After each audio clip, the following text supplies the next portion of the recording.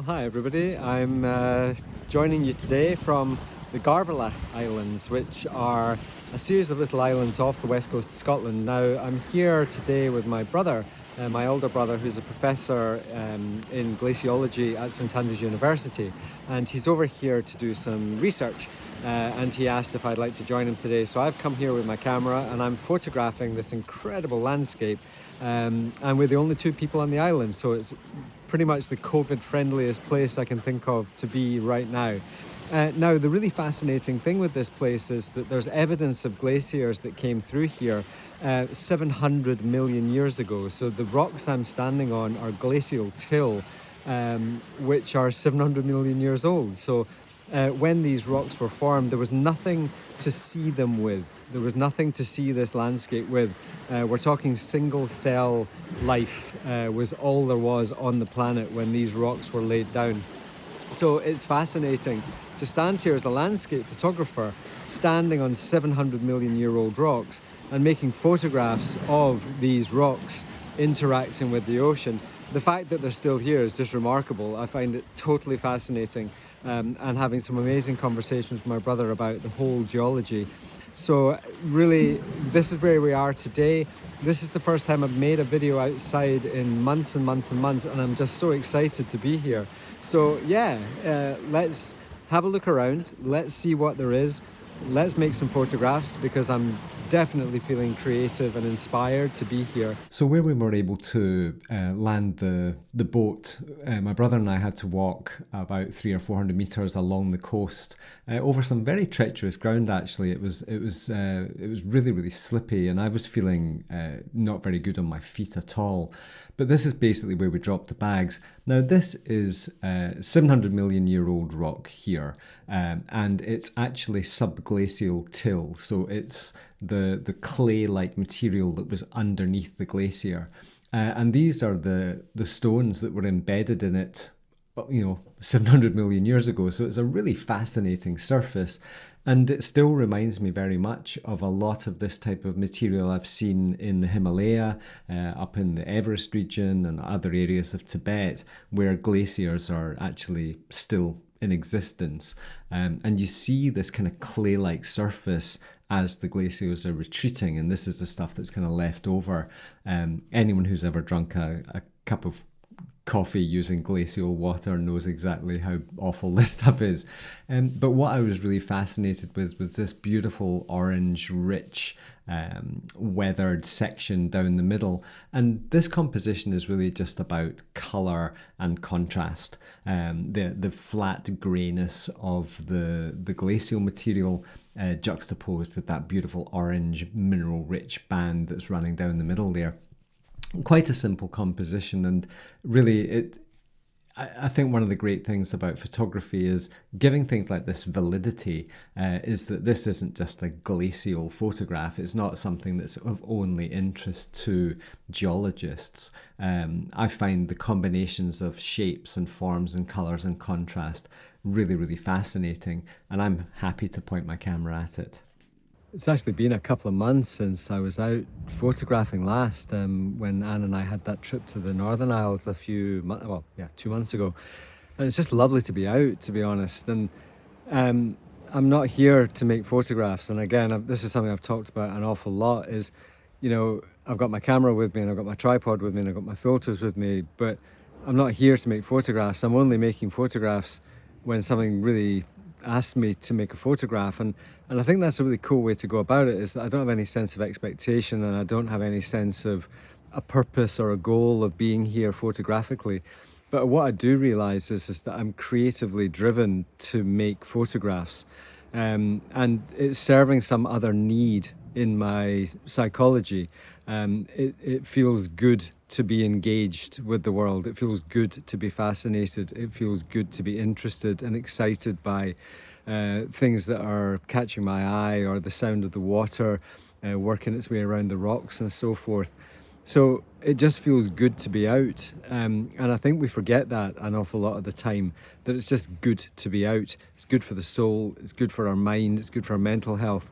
It's just good to be out. This second scene's a little bit more traditional. We're using the same elements We've got this big surface, this big broad surface of weathered glacial till here with the same little stones, and then just this little rock pool. It really stood out to me. And what I liked in particular was the roundness of this surface, and then the kind of more angular, vertical, darker rocks in the back. But this tide line warmth very much mirrored the same tone that was in the rock pool there. And I quite like doing this, is that if there's a tone repeated in another part of the frame, I think it's a really interesting way to sort of combine them. And the fact that we have a vertical line here or a very slight gradient, I think adds just a little bit of, just enough of a dynamic in the frame so that it's not too up and down. Everything just gently points out to the right hand side there and then takes you into the big blue. Just the calm water that totally surrounds these islands on this particular day anyway. I can imagine in the winter just waves crashing over all this stuff and it being a decidedly not friendly place to be, or a particularly dangerous place to be. So I was very drawn to this scene, and this was the first more wide-angled shot that I took. This is a really fascinating scene. First of all, the colour of the water in the pool is incredible. But look what happens when we change our perspective on here. See how the reflection of the sky moves around in the frame. And this is where the position of the camera is just so important, because you can see if we move around and how we move our viewpoint up and down changes the relationship between all of those different elements and creates all these really fascinating interactions of play and light. So yeah, having a bit of fun here. Now this was a curious one. I really loved the way that moving the phone around or moving the camera around really changed the perspective of how this kind of cool rock pattern, it's almost like a wolf or a crocodile or a dragon or something like that, how it interacted with this reflection of the sky. I could either close it up so there was no reflection of the sky. This is just a rock surface reflected from above my head, being reflected into the water. And I've got a tiny bit of polarization going on just so I can see through the reflection here and just through there. So we're getting I've got various versions of this photograph where they're fully polarized, which means you can see tons of detail. And what that does is reduce that transition, or completely unpolarized, where you get this really white reflection, which tends to hide everything that's underneath it. This is the beauty of the polarizer, and this is why I had my Case K9 polarizer on my camera the whole time. Anywhere where there's reflections, I want to be able to control the amount of the reflection. Very simply processed, just to highlight the colours in the pool were really kind of incongruous. They had this rich orange. It was almost rotten. There was something evil about it. And actually just out of shot here on the left-hand side, a big stag had fallen, and probably during the rutting season. It had been fighting another stag and it had been pushed off a cliff and it was lying there. It was a massive beast, but it was really quite horrible smelling. So this place felt like a bit of a fetid pool of yuck. It was almost like, things fell off there on a regular basis and kind of rotted into this water. So again, this is where photographs don't always articulate 100% the nature of the environment. I've called this lying by omission many times, is that we make photographs that don't truly reflect the event. Good morning. Day 2 on our deserted island adventure. We're actually on a different island from yesterday, and it's amazing. The boat coming over, just so gorgeous to be out in the water. It was quite busy driving down today, a lot more traffic, there was some delays. And as soon as you get out in the water, you're suddenly just out in this world of your own again. And now we're on this island. Doug and I are the only 2 people here. It's somewhere I've never been before. It's a landscape I've never seen before. Totally blue sky day. It's about 10:30 in the morning. So you would call this suboptimal, or some people may call it suboptimal, but I'm going to go and have a look around and find, no doubt, some interesting things to point my camera at. So it's kind of exciting just to be out here, feeling so much more mobile than yesterday. I've been sat at my desk so much over the last few months that I get really unsure on my feet, especially on this really difficult ground. Going in tight again, and this one is taken at 45 mil. So this is still my 24-70 and at 45 mil. So it's much more of a real view. You know, we see the world more or less at 50 millimeters. So the visual relationships of these elements is more or less how I experienced them. And what I liked was because we're on the west side of the island, we were in shadow until about 2:30 in the afternoon. And in this particular place, there was a definite coolness to this surface. There was a kind of, it felt bluish. And then this rich, warmer surface behind, again, it's just a color contrast. I talk about the 5 triggers all the time: luminosity, contrast, color, atmosphere, and geometry. This is the geometry, this zigzag line going up the center of the frame, which I put in the frame to have, you know, quite a strong impact. This nice little luminous triangle pointing into the shadow area on the right. And then this cool to warm transition. And again, we've got these little warm sections on the surface of the cooler stuff, which helps to marry in with some of these warmer tones that are scattered around the frame in other places.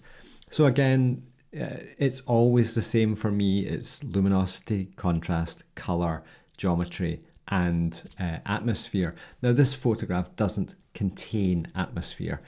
I actually focus stacked this image, so there's a shot taken for the back and a shot taken for the front, just to make sure it was really tack sharp. If I had made the back surface out of focus or less focused, that would have introduced a more atmospheric feel.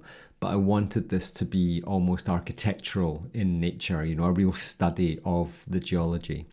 It's nearly noon, and I've had an incredible hour and a half or so just making my way slowly along the coast, just finding that transition zone between water and rock to be fascinating.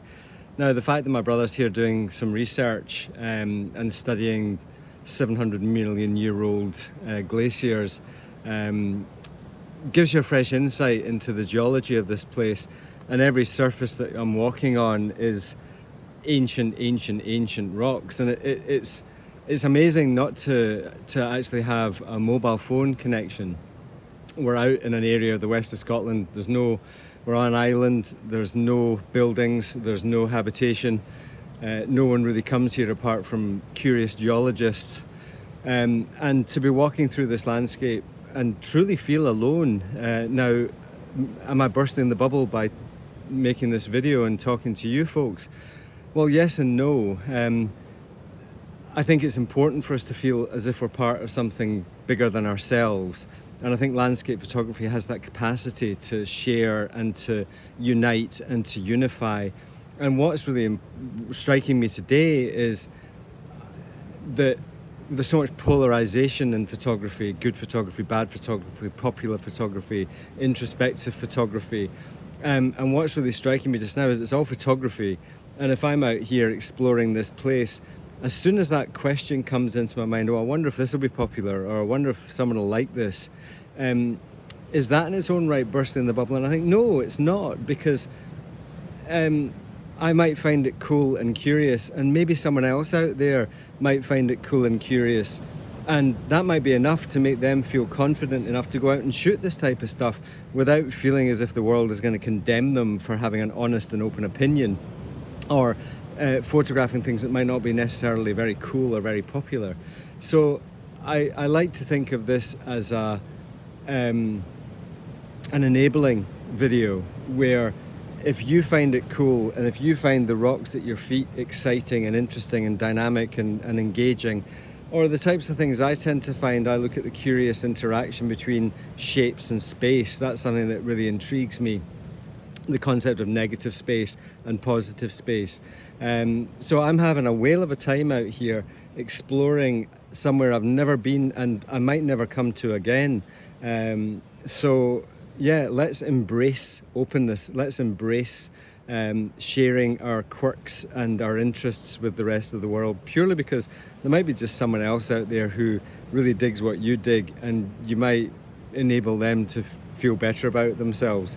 Finally, I spent a lot of time pointing my camera down at, as the tide dropped. Normally we associate really low tides with boring seascapes because we like the rocks that are not covered in barnacles and, you know, all of the chaos that the sort of that intertidal zone tends to get. But as the water dropped, the kelp, this really heavy, deep kelp that was just coming to the surface. So the water was so low that a lot of this kelp was just flopping about on the surface. And I was just so fascinated watching it. You know, as the waves would come in, it would just waft gently from side to side. It was a really dynamic place. And I must have spent an hour or more just sitting there watching this amazing life, an alien world to me, but something that I've found really, really fascinating. And when I processed this, I made it intentionally quite dark just to allow the rich orange warm tones of the kelp and the luminosity as it was getting the bit of sunlight on it just to really shine through in this photograph. And I think this is possibly one of my favourites of the day.